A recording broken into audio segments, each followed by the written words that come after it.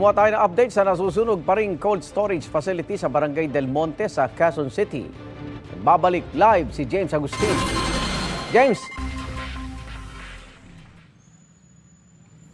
Good morning. Pahirapan pa rin yung naging operasyon ngayon ng mga bumbero dahil sa laki ng apoy na nagmumula po dito sa nasusunog na cold storage facility.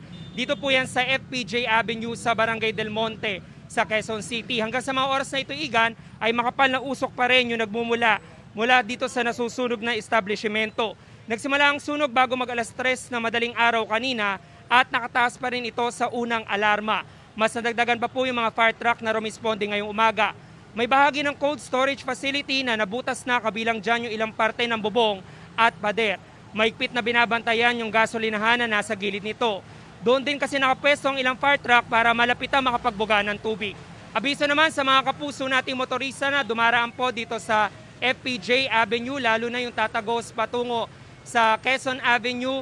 Asahan na po yung mabigat na daloy ng trapiko dahil pinapadivert na po yung mga sasakyan dito sa bahagi ng Osmeña Street dahil sa dami po ng mga fire truck na nakahanay ngayon dito sa FPJ Avenue. Samantala, Igan, kumakalap pa tayo ng mga karagdagang detalye mula sa BFP kaugnay doon sa nangyaring sunog dito sa cold storage facility.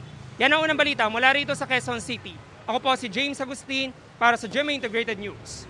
James, may tinitingnan na bang sanhi ng apoy itong BFP?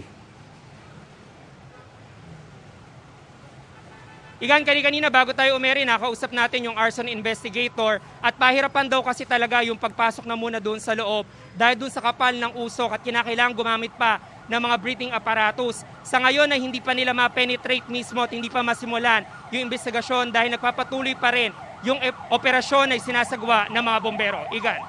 Hindi ba mapanganib sa mga nakapaligid na kababayan natin yung baka may mga chemical na naaamoy, sila nga may breathing apparatus eh? Yes, Igan, kanina nung dumating tayo dito ay talagang makapal yung usok na nagmumula doon mismo sa cold storage facility.